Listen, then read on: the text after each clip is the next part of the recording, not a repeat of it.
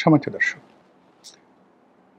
আওয়ামী লীগ আসলে কী করছে, কী করবে, আওয়ামী লীগের ভবিষ্যৎ কী, এটা নিয়ে আওয়ামী লীগের লোকজনের যত না চিন্তা, তার চাইতে আওয়ামী লীগ বিরোধী যারা শক্তি, তাদের সারাক্ষণ এক ধরনের মাথা ব্যথা কাজ করছে আওয়ামী লীগকে নিয়ে। আওয়ামী লীগকে নীরব করার জন্য, নিস্তব্ধ করার জন্য, আওয়ামী লীগের গতিপথ রুদ্ধ করার জন্য যা কিছু করা দরকার সব কিছু করা হচ্ছে। যেমন ধরুন, পদ্মা নদীতে বাঁধ দেওয়া হয়েছে। কি বাঁধ দেওয়া হয়েছে? ফারাক্কা বাঁধ। আওয়ামী লীগের ফ্লো যাতে পদ্মা নদী দিয়ে আসতে না পারে, এজন্য উজানে, রাজনীতির উজানে এরকম ১০০টি ফারাক্কার বাঁধ সরকার তৈরি করে রেখেছে। কিন্তু এরপরেও আওয়ামী লীগের জোয়ার, আওয়ামী লীগের ঢেউ সমস্ত সেই বাঁধের যে উচ্চতা সেটাকে অতিক্রম করে তারা রাজনীতির নদী, নালা, খাল, বিল সব টইটুম্বুর করে ফেলছে। কেন কেন কেন? আবার ফারাক্কা বাঁধের সাথে আরো বড় কয়েকটি বাঁধ রয়েছে, যেমন আসওয়ান বাঁধ, খুব বিখ্যাত একটি বাঁধ। এরকম আসওয়ান বাঁধ তৈরি করা হয়েছে তাদেরকে ঠেকানোর জন্য, তারা যেন আসতে না পারে। যেমন প্রকৃতির ভারতবর্ষকে সেই পৃথিবীর সমস্ত আক্রমণ থেকে বাঁচানোর জন্য ৩টি রক্ষা কবচ রয়েছে। একটি হলো হিন্দুকুশ পর্বত, মানে যেই হিন্দুকুশ পর্বতমালা শুরু হয়েছে সেই হিন্দুকুশ পর্বতমালা অতিক্রম না করে কেউ ভারতবর্ষে আসতে পারবে না, খুবই দুর্গম। এবং এই হিন্দুকুশ পর্বতমালা যাকে বলা হয় ভারতের একটা রক্ষা কবচ। তো ওদের আওয়ামী লীগকে ঠেকানোর জন্য জামাত, বিএনপি, এনসিপি, ইনুস এরা সবাই মিলে তাদের আসার পথে বড় বড় হিমালয়, কিলিমানজারো, আল্পস, হিন্দুকুশ পর্বত এরকম অসংখ্য বাধা তৈরি করে রেখেছে। সেই বাধার মধ্যে তারা এখন সরকারিভাবে নিষিদ্ধ, তারা এখন সংসদের আইন দ্বারা নিষিদ্ধ। তাদের বিরুদ্ধে পত্রপত্রিকা যেভাবে লিখে বলে যে ঘৃণা তৈরি করা হয়েছে, কিন্তু তারপরেও যেভাবে সেই নেপোলিয়ন বোনাপার্ট আল্পস পর্বত অতিক্রম করে ইটালি আক্রমণ করেছিলেন, তারও ২০০০ বছর আগে, অর্থাৎ নেপোলিয়ন বোনাপার্টের ২০০০ বছর আগে মহাবীর হানিবল তিনি এই আল্পস পর্বতমালা অতিক্রম করে স্পেন থেকে তিনি ইটালিতে এসে উপস্থিত হয়েছিলেন, রোম আক্রমণ করেছিলেন এবং একটা যুদ্ধে ৮০,০০০ লোকে মেরে ফেলেছিলেন। দ্যাট ওয়াজ দ্য, মানে বলা হয়, miserable worst night fair ever made in the decisive battle around the world. তো যাত্রাপথে প্রকৃতি অনেক কিছু তৈরি করে রাখে, কিন্তু যারা এই বাধা অতিক্রম করতে পারে তারা তছনছ করে দেয়। চেঙ্গিস খানের জন্য দুটো বাধা ছিল। একটা হলো তিনি যখন খাওয়ারেজম সম্রাট জালালউদ্দিনের সাম্রাজ্য গুরগাঁও আক্রমণ করেন, তখন পৃথিবীর সবচেয়ে বড় ওয়াল ছিল গুরগাঁওয়ে, ইভেন বেটার দেন কনস্টান্টিনোপল। তছনছ করে দিয়েছিলেন তিনি সেটিকে। আরেকটা হলো গ্রেট ওয়াল, চায়নার যে গ্রেট ওয়াল, বহু ধরে, মানে চেঙ্গিস খানের জন্মের ১০০০ বছর আগের থেকে এই গ্রেট ওয়াল নির্মিত হয় এবং সেই গ্রেট ওয়াল দিয়ে পুরো বেইজিংকে মানে ঘেরাও করে রাখা হয়েছিল। আবার সেই গ্রেট ওয়ালের মধ্যে বেইজিং শহর, তার মধ্যে আবার আপনারা যারা বেইজিং গেছেন সেখানে দেখবেন রাজাদের বসবাস করার জন্য যে রাজপ্রাসাদ, এটাকে বলা হয় ফরবিডেন সিটি, নিষিদ্ধ নগরী। এমনভাবে সেটা ওয়েল প্রোটেক্টেড করা হয়েছিল যে ওই নগরীতে কেউ প্রবেশ করতে পারে না, নো ওয়ান এক্সেপ্ট পারমিশন। এই জন্য এটিকে বলা হয় নিষিদ্ধ নগরী। সেই চেঙ্গিস খান যখন বেইজিং আক্রমণ করেছিলেন, তছনছ করে দিয়েছিলেন, গ্রেট ওয়াল থেকে শুরু করে এই নিষিদ্ধ নগরের ওয়াল তছনছ হয়ে গিয়েছিল। এখন আওয়ামী লীগের বিরুদ্ধে যে সকল গ্রেট ওয়াল তৈরি করা হয়েছে, যে সকল নিষিদ্ধ নগরী তৈরি করা হয়েছে, the great wall of Constantinople, the great wall of Gurgaon তৈরি করা হয়েছে, সেইগুলো অতিক্রম করে ছাত্রলীগ জয় বাংলা বলছে, যুবলীগ জয় বাংলা বলছে, মাইরে ফেলাবো, খাইয়ে ফেলাবো, বলছে, পোস্টার টানাচ্ছে, মিছিল করছে। মানে এটা কি ধরনের কথা? কেন এরকম হচ্ছে? হোয়াই? আওয়ামী লীগের কি কোনো মা-বাপ নেই? আওয়ামী লীগের কোনো লজ্জা শরম নেই? কোনো ভয় নেই? মানে এরা কেন এই কাজগুলো করছে? এটা নিয়ে আওয়ামী লীগের যারা বিরোধী শক্তি তারা রীতিমতো অবাক হয়ে গেছে। যে প্রকৃতির অনেক প্রাণী আছে, অ্যাটলিস্ট সবারই কিছুটা লজ্জা শরম থাকে। কিন্তু আওয়ামী লীগের কী অবস্থা? এই কয়দিন আগে আমরা তাকে তাড়িয়ে দিলাম। আওয়ামী লীগ নিষিদ্ধ। আওয়ামী লীগ কোনোদিন আর বাংলাদেশে ফিরে আসতে পারবে না। কিন্তু এই এত কিছু করার পর আওয়ামী লীগের কোনো লজ্জা নেই। তারা বুক ফুলিয়ে হাসছে, দেশে দেশের বাইরে কথা বলে যাচ্ছে। তাদের মুখ যেটাকে আমরা রাগ হয়ে বলি চোপা, চোপা বন্ধ করা যাচ্ছে না। তো এই যে একটা অবস্থা, সেই অবস্থার প্রেক্ষিতে ২০২৬ সনে ২৩শে জুন তাদের একটা, যাকে বলা হয় প্রতিষ্ঠা বার্ষিকী। এখন সরকার বলছে যে এটা তো কোনো দলই না, এর কোনো অস্তিত্ব নেই, কিয়ামত হয়ে গেলে আওয়ামী লীগ ফিরে আসতে পারবে না, এর কোনো নামগন্ধ থাকবে না, বাংলাদেশে শেখ মুজিবের নাম, শেখ হাসিনার নাম উচ্চারণ করার মতো কোনো লোক থাকবে না। কিন্তু এর মধ্যে সেই ২৩শে জুন আসেনি। আমি ভিডিও যখন করছি ২২শে জুন রাতে, এর মধ্যে সারা বাংলাদেশে রেড অ্যালার্ট, ৬টি জেলাতে সেনাবাহিনী নেমে গেছে। গোয়েন্দা সংস্থার সেই সর্বোচ্চ নেটওয়ার্ক কাজ করছে। সামরিক, বেসামরিক, রাজনৈতিক নেতাকর্মীরা সবাই জয় বাংলার স্লোগান প্রথিত করার জন্য রীতিমতো মানে কি বলবো, জনযুদ্ধে নেমেছে। ঠিক সেই অবস্থাতে আওয়ামী লীগ অনেকটা রিল্যাক্স মোডে তারা দিল্লিতে বসে তৎপরতা চালাচ্ছে। শেখ হাসিনা দিল্লির যে প্রভাবশালী সাউথ ব্লক রয়েছে, আপনারা জানেন সাউথ ব্লক কাকে বলা হয়। তো সেই সাউথ ব্লকের যারা আছেন তাদের সবার সঙ্গে তিনি সিরিজ বৈঠক করছেন, all of the political parties, এবং তাকে কারো কাছে যেতে হচ্ছে না।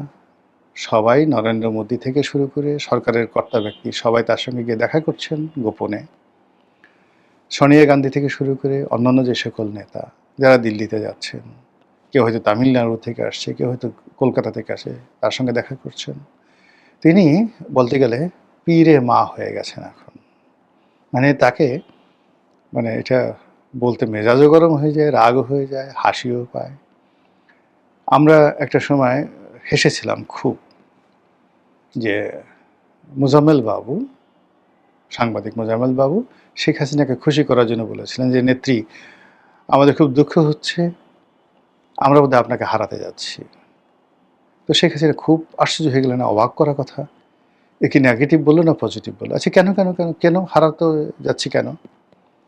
তখন বললেন যে আপনি তো এখন আর আমাদের জাতীয় নেত্রী নেই, আপনি এখন আন্তর্জাতিক নেত্রী হয়ে গেছেন।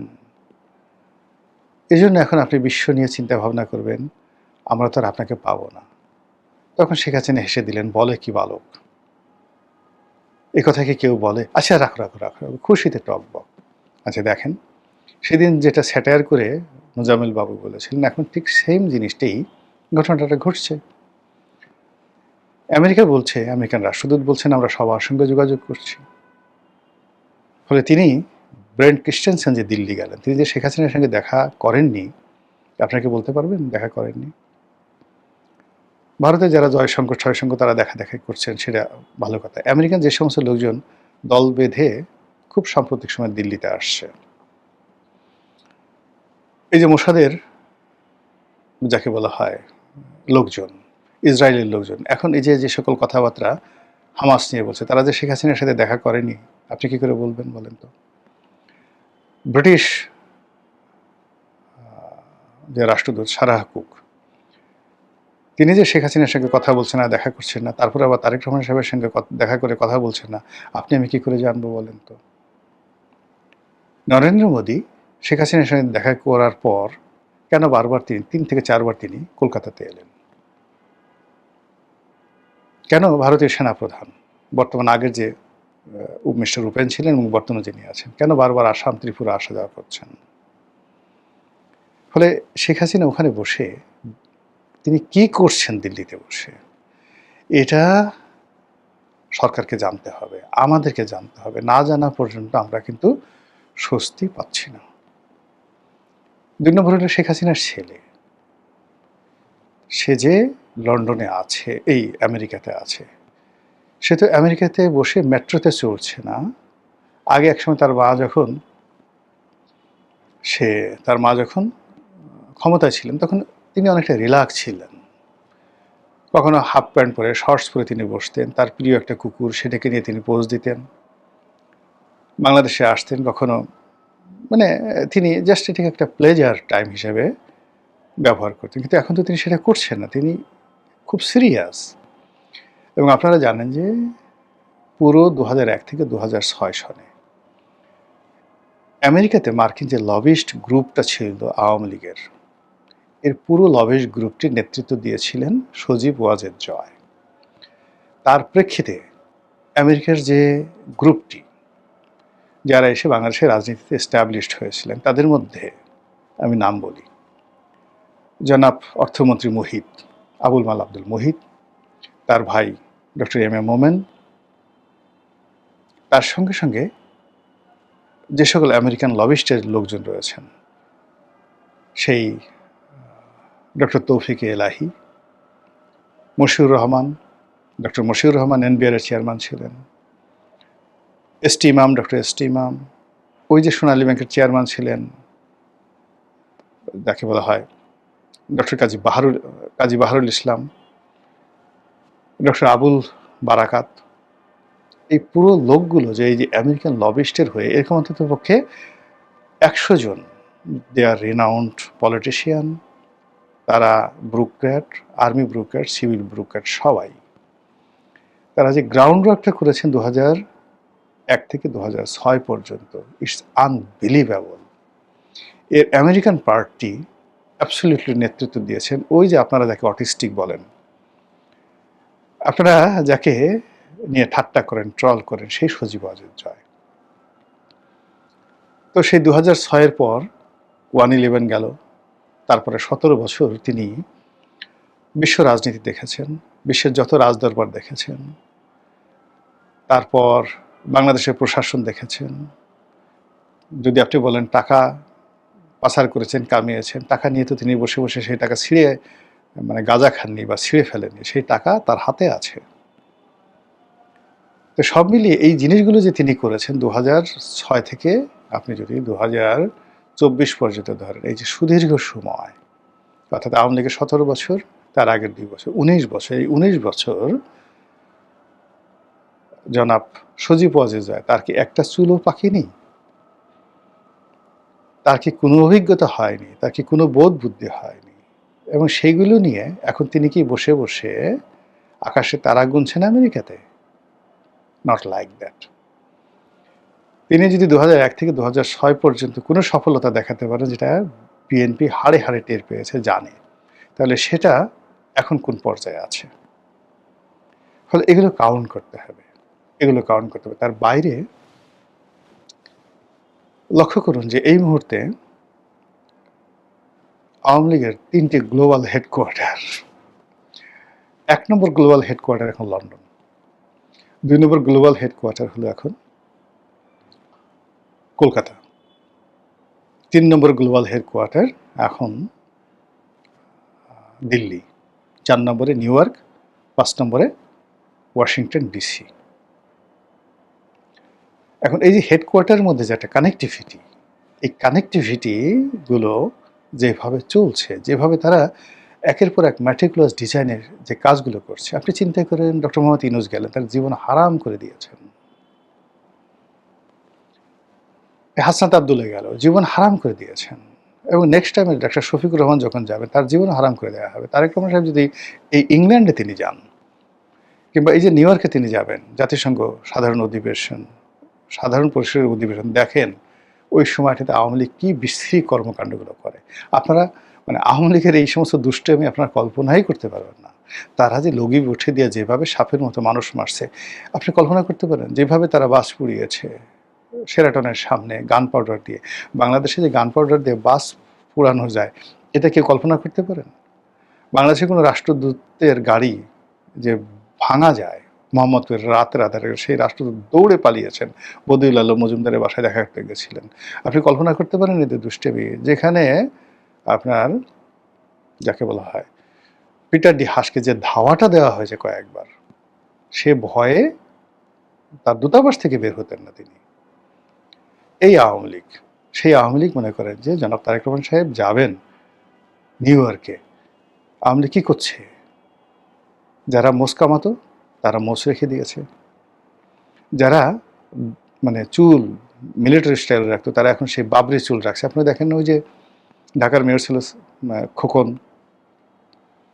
আমাদের ভাই সাইদ খোকন, সে কিভাবে সে লম্বা চুল রেখে মোচ রেখে যেইভাবে সে সংগ্রামী ভাষণ দিচ্ছে। ঢাকাতে সাইদ খোকনের ভাষণ আমরা শুনেছি, কিন্তু ওই যে বিদেশে থেকে এখন সে যে ভাষণ দিচ্ছে আমার কাছে মনে হচ্ছে দ্বিতীয় বঙ্গবন্ধু। এইভাবে তারা তাদের যা কিছু আছে, কারো কাছে হয়তো চাকু আছে, কারো কাছে তলোয়ার আছে, কারো কাছে অস্ত্র আছে, কারো কাছে লাঠি আছে, কারো কাছে যা কিছু আছে সব কিছু তারা শানিত করছে। যার কাছে ড্যাঙ্গুডি আছে সেই ড্যাঙ্গুডিও তারা পুলিশ করছে ঠিক মতো করে। তাদের যারা বিরোধী শক্তি আছে তাদের সঙ্গে লড়াই করার জন্য, সংগ্রাম করার জন্য, মোলাকাত করার জন্য তারা যাকে বলা হয় মানে কাউকে ছাড় দিচ্ছেন। আপনি চিন্তা করেন, হাসনাত একেবারে তরুণ একজন, হাসনাত আবদুল্লাহ তরুণ একজন সংসদ সদস্য, যেখানে বিএনপির কোনো লোক তাকে পাত্তা দিচ্ছে না। এনসিপি যে একটা দল, হাসনাত যে একটা নেতা, এটা বিএনপির কোনো লোক মনেই করছে না। তো সেই মানুষটিকে লন্ডনের মতো জায়গাতে আওয়ামী লীগ কতটা কগনিজেন্সি নিয়েছে, কিভাবে মানে ইরানের ড্রোন যেভাবে মানে নাচতে নাচতে, ড্রোন এবং ক্ষেপণাস্ত্র যেভাবে নাচতে নাচতে তেল আবিবে আক্রমণ করেছে, যেভাবে ওদের সুপারসনিক মানে সাউন্ড দেখে দেখে, বা সাউন্ড না মানে আমেরিকার যে প্লেনগুলো আছে সেই প্লেনের যে উত্তাপগুলো, হিট, সেই হিটগুলো ডিকটেট করে যেভাবে মানে ক্ষেপণাস্ত্র এবং ড্রোনগুলো, ইরানের ড্রোনগুলো আক্রমণ চলেছে, যেটা ডোনাল্ড ট্রাম্পকে পাগল বানিয়ে ফেলেছে।